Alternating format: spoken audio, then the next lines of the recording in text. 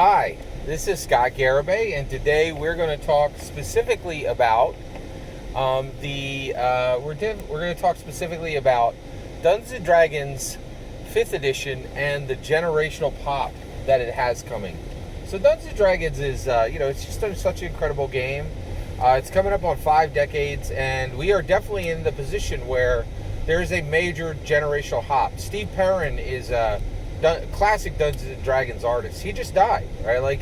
And honestly, him and a whole bunch, a lot of classic writers, a lot of classic artists, a lot of classic layout people for a lot of the Dungeons and Dragons products, they're about to die. It's literally that simple, right? And what that means is that Dungeons and Dragons, in order to grow, in order to maintain momentum, in order to continue to have relevance, has to attract new players, right? And those players need to understand the value of the game. They need to understand the history of the game, and the game needs to be valuable and useful and attractive to a younger generation. Now, the reason why we're talking today is a little bit of a sad note. So I have a good friend, and he is a vendor, right? He's actually a picker. So what he does is he deals all in cash, and essentially he buys from. He actually buys collectibles. He buys comic books, he buys magazines, he buys toys, and he buys video games, right? And he's been doing this for about 10 years, and recently his business has just exploded. The pandemic was incredibly useful for him, specifically over comic books. Comic books still have value, and if you're like him, he has a couple things that a lot of people don't have. He has a lot of knowledge about what to buy. So if he looks at 100 comics, he can pick out 6 and say, okay, these comics are 3 times what I'm about to offer, right? But also. And so and that's usually his mark. He'll, if it's worth 3, he's going to pay 1. So why would anybody pay him $1, right? Why would anybody let him get their comics for $1 out of 3? Well, he deals in cash, right? So he can show up, and if you have 1,000 comics, he can go through your comics, and he'll literally sit in your house for an hour, 2 hours, paw through your stuff, make a pile, and then hand you cash, right? And then leave, right? And you would not believe, especially in the COVID area, how valuable that is to people. And a lot of people are, they call up his number, he comes, he looks at your stuff, and he gives you cash on a barrel for the selection he wants, right? And it's very powerful. So this weekend, he often travels, so he buys the way I just said, and then he sells. When he sells on eBay, but he also goes to shows, right? So he'll pack his minivan and he'll go to a show, and he'll crate out, lug out his tables, and bring in all his gear on a dolly. Makes 4 or 5 trips, gets all his gear, sets it all up on the table, and then sells at the conventions. Now a lot of times they're 20, 30, 50 miles away, right? So I can't join him. But this week, he was only 5 miles away, right? So he's 10 minutes from my house.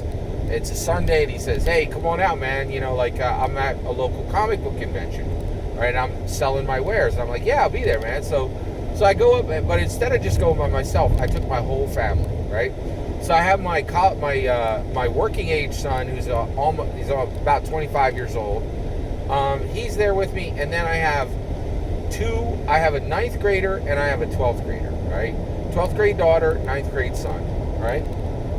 So we go in, and I know, I'm going to see my friend, but I want my kids, they know my friend, right? And they know what he does. And I'm like, this would be nice. They'll get to see what he does. They'll get to they'll get to see him with all his wares. They'll get to see him as a merchant, right?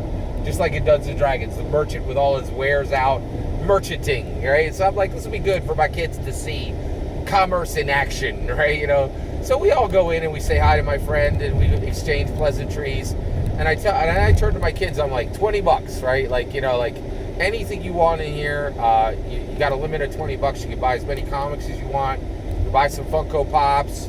I think they have some DVDs over there. They got some toys. But these are all collectors, right? These are all collectible vendors, right? So these are all vendors who have, these are, every single one of these vendors has these are, like pristine, really curated collections of American comics, right? And all the Funko Pops are comic related, and all the toys are comic related, right? It's all like 80s, 90s, it's collectibles, right? Like, and not just, and like kind of older collectibles, right? Because my friend's older, he's about my age, right? So we go in and we exchange presents, and I'm like, and I unleash my kids. I'm like, $20, anything you want to buy, right? My oldest son buys a Rocky Horror Show DVD for $5. My ninth grader and my 12th grade daughter, my ninth grade son and my 12th grade daughter, didn't even touch their $20 quota, right? They're like, there's nothing here I want. And I was like, oh my gosh, like, I was heartbroken. I was just heartbroken. Like, surrounded with American comics, they're like, where's the manga, right? And there was one vendor who had just a pathetic shelf of manga, nothing compared to what they would get even if they walk into a Barnes & Noble today. And I just couldn't believe it. Like, and I was, $20, for your kids. And, these are the toys, the magazines, the comics of my youth. I spent 10 minutes looking at 3 booths and dropped $35 and had to run for the door to get out before I spent more, right? I could have spent hundreds in there, right? But my kids couldn't even find something to buy, right? So the point of this is Dungeons & Dragons has got to make this generational hurdle, and they've got to be very, very careful as they make the push.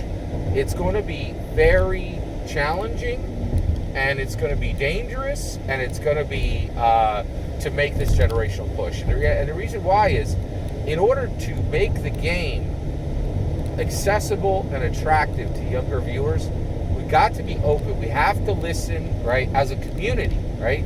Not only to the dungeon designers, right? Dungeon masters, dungeon players, dungeon designers, the designers for Dungeons & Dragons, right? They have got to be very ear to the ground to what, younger players want.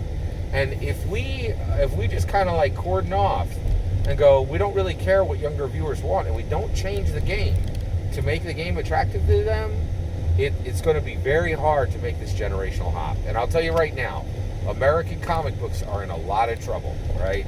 The physical American comic books are not doing great with young people. It's just it's alarming and worrisome, right? So one of the things is, as dungeon masters, we really should, honestly, if there's any opportunity to bring in college age and up, if you know any college, students, you should definitely invite them if you think they would enjoy it. But when you do, you must realize the game has got to be tailored to them. They're used to video game attention spans. They're just, used to media that flows a lot faster. You're going to need to make your game faster. You're going to need to make your game more dramatic, right? And for the love of goodness, please cut your game down from 4 to 2 hours, right? I think, that is a number one thing that's going to need to happen to make Dungeons & Dragons relatable to a new audience. We are all used to 4-hour games because we came up in the 80s. But nowadays, ain't nobody do nothing for 4 hours. Like, nothing lasts 4 hours. Not football games, not baseball games. Like, just nothing we do lasts 4 hours. And this is the biggest noose that is hanging around the D&D community's neck. And we need to cut it, right? We really need to go to 2-hour games quickly, right? The other thing is we need to be, as dungeon masters, we need to be very ready to put, anything we can do to make our games run faster is going to be more attractive for younger players. Anything dungeon players, when new players are brought in, you really need to prioritize them having a good time, right? We really can't be like, oh, lump it or leave it. Like, we really need to do something to attract these younger viewers. And the dungeon designers, I think the Dungeons & Dragons design team is very aware of this. Also, let's take a moment to say thank you to Matthew Mercer.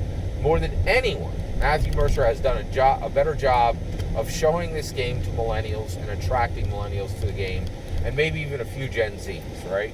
And I really, credit where credit is due. You could say what you want about Matthew Mercer, and he definitely comes with his own problems. But there is a harsh reality that no one in the community has done more to make Dungeons & Dragons more attractive to younger players than Matthew Mercer.